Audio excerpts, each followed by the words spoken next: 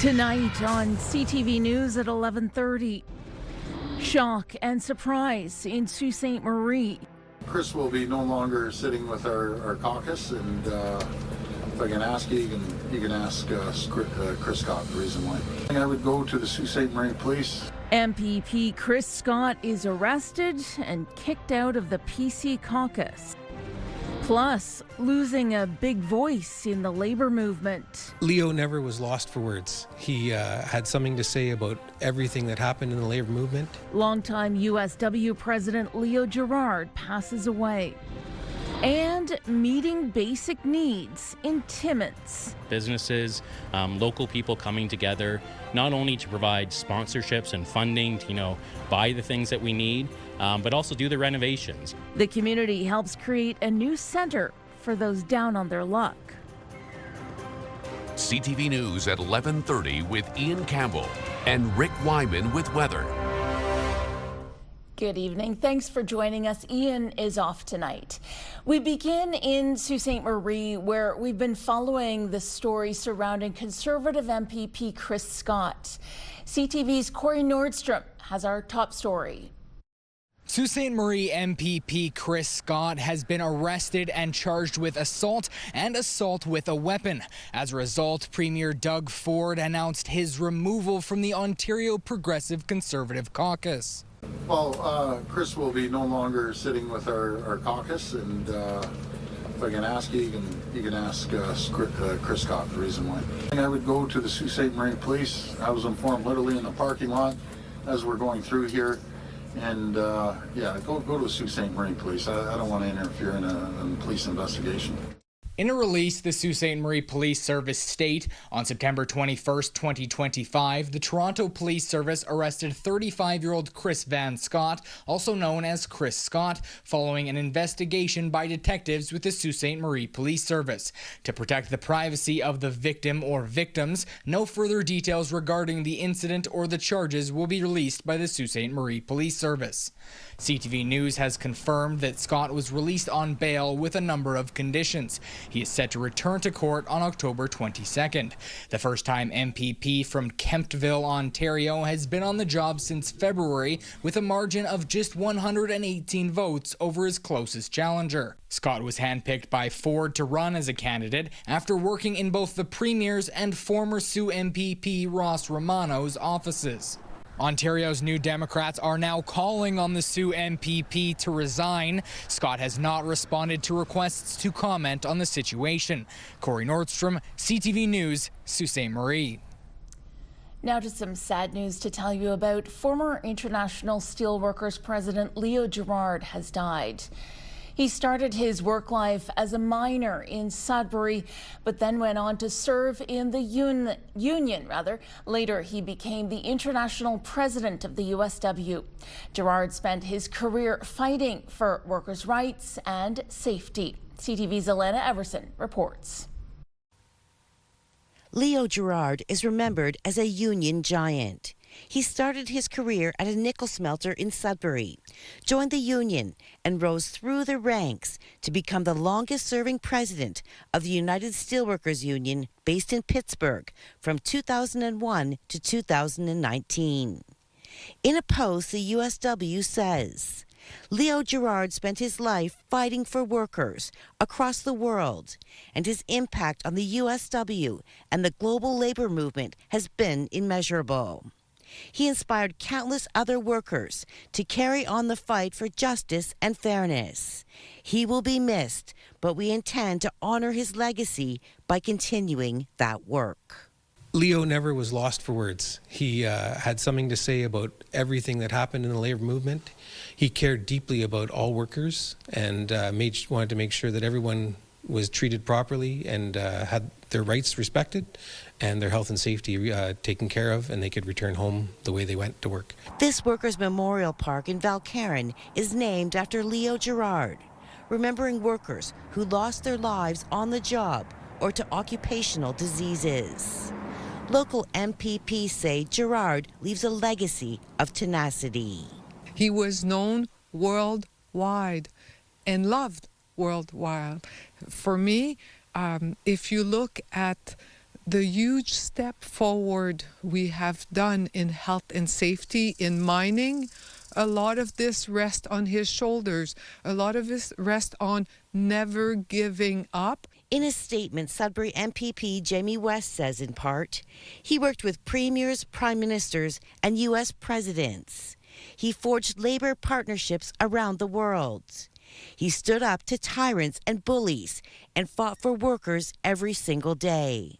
Without Leo, many of our worker safety organizations simply would not exist. Gerard is survived by his wife of 56 years and 2 daughters. His obituary says he passed away peacefully with his family by his side.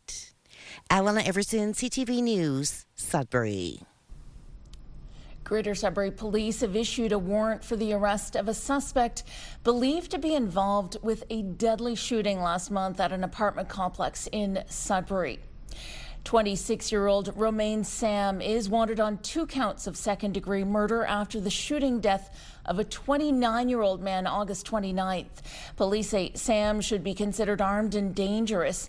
Contact police or Crime Stoppers if you have any information regarding his whereabouts.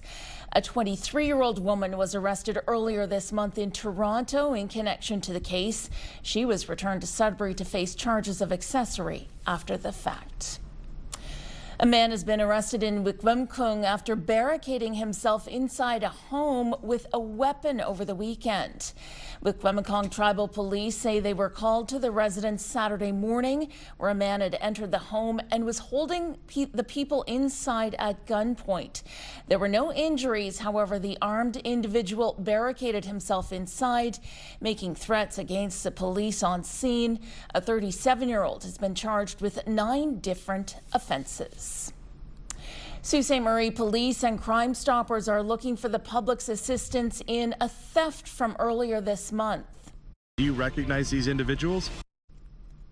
2 suspects are wanted in connection to the theft of $2,200 in smoke detectors and a cassette smart switch from a business on White Oak Drive September 10th. The 2 suspects fled the scene driving a gray Ford F-150. Anyone with information is asked to call police or Crime Stoppers. About 30 homes in Perquis Junction near Iroquois Falls were evacuated on Sunday due to an incident on the ONR rail line. Iroquois Falls Fire Chief Dan Boucher says his crews were called when some workers heard propane leaking out of a rail tanker. The chief says the response was quick. The ONR and propane company both sent officials within 90 minutes, and people were sent home around 1:30 p.m. Boucher says the odorless gas was coming out of a cracked valve on the top of the tank. 1 person has been arrested in connection to the fake bomb threat that was called into the Sioux Area Hospital almost 2 weeks ago. On September 10th, someone called 911 claiming they'd left a bomb at the hospital. Emergency protocols were activated at the hospital. Then officers determined the threat was fake, causing significant disruptions. Early this morning, a man was arrested in the 700 block of Wellington Street East after an investigation determined he was responsible for the threat. A 34-year-old man faces multiple charges, including mischief, uttering threats, and failing to comply with a probation order. Sudbury police are investigating a serious collision from Friday night. Their investigation found a 16-year-old motorcyclist was southbound on Municipal Road 84 when the bike collided with a northbound pickup truck that was making a left-hand turn. The teen was taken to hospital with serious life-threatening injuries. The 16-year-old remains in critical but stable condition. Highway 69 has reopened after a tractor-trailer rollover this afternoon near Britt. OPP had closed a portion of the road between Station Lane and Magnetawan River Road for about 3 hours.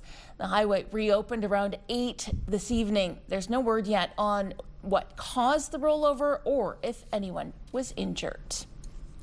At 19 minutes past 2 this afternoon, summer officially ended and fall began. Most major cities in Canada will still experience summertime with weather temperatures forecasted around 20 degrees for the next few days. The trees have started to turn here in the north. And now we're going to take a short break here on CTV News. Coming up, Rick will have your full weather forecast. But first, a look at your current conditions. Some cloudy conditions for Timmins and Kapuskasing. A chance of showers around most of the region. Some risk of thunderstorms for Chapleau and Wawa. We'll be back right after this. When you see it happen, send it to CTV News. Text 10400 from your screen to ours. Text 10400. Fall is officially here, and with it comes lots of rain, especially for Sault Ste. Marie, Chapleau, and Wawa for this evening. Now, Wawa and Chapleau expected to receive 40 to 50 millimeters, and in the Sault, 15 to 25. So we'll keep an eye on that as that system moves along. In northeastern Ontario, we're going to get the chance of showers over the course of the next couple of days, ranging anywhere from 30 to 60%. Now, some of those numbers over the course of the next 7 days. Sudbury, Nickel Belt, here we go. Chance of showers Tuesday, Wednesday, Thursday, Friday, Saturday, and, well, it ends on Sunday with some sunshine. And your temperatures ranging from 19 to 20 to 21. Your evening temperatures quite comfortable, not cool like we had last week, but again, that's your forecast for the course of the next 6 and 7 days. A bit of a reprieve come Sunday at 20 with the sunny skies. Sault Ste. Marie, Algoma, chance of showers, risk of a thunderstorm tomorrow. Here we go. Chance of showers 60% Wednesday, Thursday, Friday, Saturday, and again some sunny skies on Sunday at 19. So you'll have to wait until at least day 2 of the weekend to get a bit of a break. Your temperatures 19 and 20 for daytime highs. How about Timmins, Cochrane, Kapuskasing? Chance of showers for Tuesday, Wednesday, Thursday, Friday, Saturday, and a bit of a break on Sunday with some sun and cloud at 19. A variation in temperatures here from 18 to 19 to 20 to 23. And of course, the risk 30%, upwards of 60% chance of showers by Saturday. Temiskaming Shores, Kirkland Lake, chance of showers for again tomorrow, Wednesday, Thursday, Friday, and Saturday. Sun and cloud come Sunday at 19, but here we go again. It's pretty well the same right across the northeast. 30, 40, and a 60% chance. Your temperature base around 19, 20, and 21. And again, that's well above normal for this time of the year. North Bay, West Nipissing, chance of showers for tomorrow at 20. Again, 20 degrees on Wednesday at 60%, 30% Thursday, 30% Friday, 40% come Saturday. Your temperatures, well, 20 and 21. Sunday, we get some sunshine. And of course, a temperature of around 20, still above normal, which is around 16. So Angela, I know you were pretty excited about the start of fall, but you'll have to wait a couple of days until we get some sunshine, at least until Sunday. So it looks like a wet week. And again, the degree of precipitation, the chance of precipitation, anywhere from 30 upwards of 60% right through the entire week. Back to you. Thanks, Rick. I can wait. Sault Ste. Marie City Council is supporting several long-term energy projects that will provide alternative energy for parts of the city. Reps with PUC Services presented to City Council this evening about a few proposed solar farms. A smaller one could be constructed in the Lees Bay and Carpon Beach neighborhoods, and a larger one near the Sault Airport. The combined projects would produce 250 megawatts of electricity. Some residents at the meeting were concerned about the trees and forests that could be removed for the projects, but PUC Services says there would be direct benefits for the city and residents. There's roughly about $1 million a year that would come back to the city from that equity return. There's about $500,000 in estimated property tax new revenue that would come back. So pretty significant benefit between the two. And then there's the ownership equity at the end. PUC will now submit its proposals to Ontario's Independent Electricity System Operator, which would award contracts next April. If successful, construction on the solar farms in the Soo would be completed by late 2028. The city also approved support for a wind farm north of the city proposed by Batchewana First Nation. The provincial government is investing more than $5 million to protect workers and jobs in the forest sector. The announcement was made in Sault Ste. Marie yesterday by the Associate Minister of Forestry and Forest Products. Kevin Holland says the money is for wood products, manufacturer Ecom to install AI equipment and technology. The project will increase production capacity by 12%, reduce wood waste by 25%, and reduce emissions by 21%. Our FISA program is really to incentivize some private sector investment into the sector as we deal with the increased uncertainties created by the duties and tariffs that are being imposed by the United States government. You know, most recently we've seen that increase in duties go up to just over 36%, which is having impact on the sector, obviously. So investments like the one today are designed to help navigate through those challenging times. It'll give them better tools to help work safely, help to encourage more utilization of the lumber we use, reduce the waste that goes out, and just help us to get more product out to our customers. The investment also includes $475,000 for repairs to the Wobegon River Bridge north of Thessalon. Residents at the Planning Committee meeting today in Sudbury were concerned about the proposed rezoning of a property in the Minnow Lake community. The proposed plan requested the low-density zoning be readjusted to medium density, the current structure be demolished, and 3 buildings constructed, each with 28 apartments. Councillor Bill Leduc asked that the motion be deferred until the next meeting, which the committee voted in favor of. The residents say they feel the location of the proposed apartments is a risk to public safety.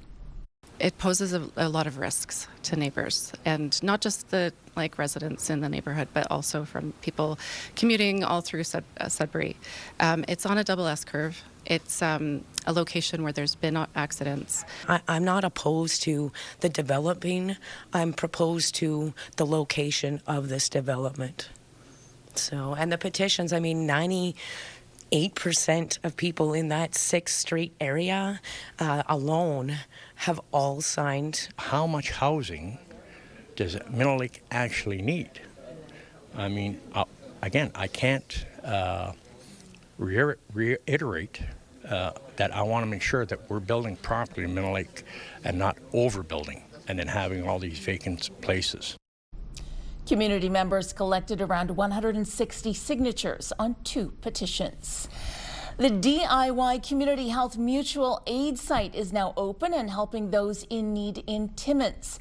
As CTV's Lydia Chubak reports, it's a place where people can get some of their basic needs met, like showering and getting laundry done. Over the past couple of years, DIY Community Health Timmins has been working to create this mutual aid site that once used to be a place where people went to bottle wine. Renovations included shower and laundry facilities, as well as a kitchen, living room, and offices.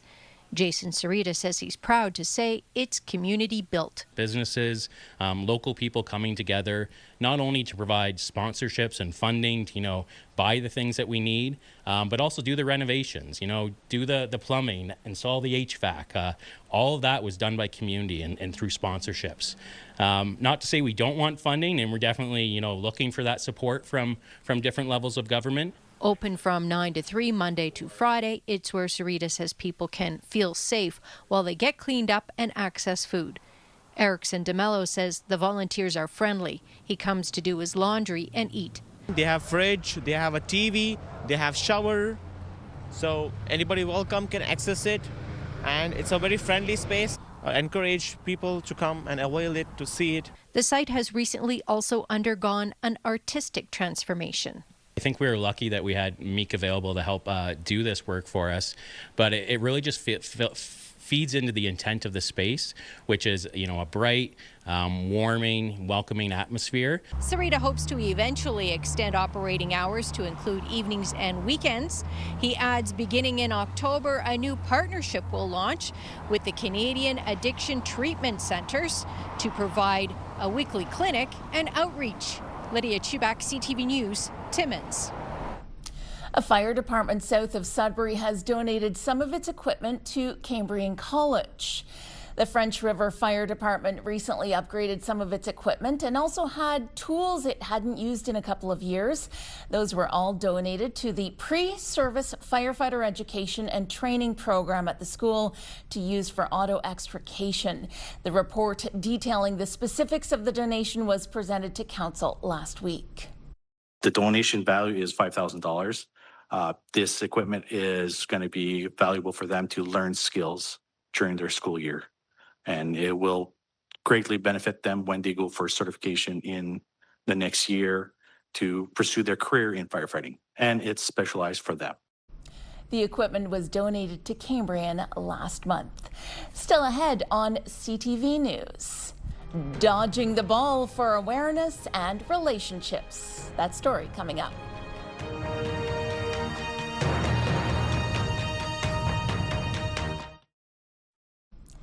A shift worker turned baker from Northern Ontario will showcase his skills during a televised national competition. Ryan Gridzak from Sault Ste. Marie will be a contestant on the Great Canadian Baking Show, hoping to earn the title of Star Baker. Gridzak began baking during the pandemic and became known for sharing treats with his family and his steel mill colleagues. The latest season of the show has since wrapped up filming, and Gridzak says he was grateful to be a part of it. The experience, the people, the environment, how we were treated as the cast was amazing.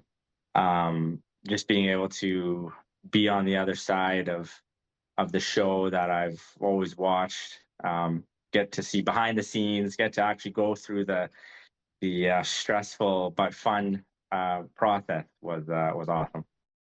This season of the Great Canadian Baking Show starts next month. And finally for us tonight, homelessness is not just a problem in larger cities, but smaller communities. They continue to feel its impact. There was a unique dodgeball tournament over the weekend between police, fire, and municipal leaders, and a group of homeless individuals. It was all meant to raise awareness about the initiatives to help the unhoused and build stronger relationships. CTV's Eric Tashner reports. Get on! The teams are off and the battle begins. He's going down! It's the backpacks versus the badges. Come on, Derek! In a dodgeball matchup unlike any other. The cops and the homies compete in dodgeball, which doesn't usually happen with the police. No More Tears West Nipissing was approached by one of their clients about the idea to bridge gaps between the homeless community and police, as interactions between the two groups are often fraught with fear. That every time they have any communication with the police, that they're being arrested or they're being questioned.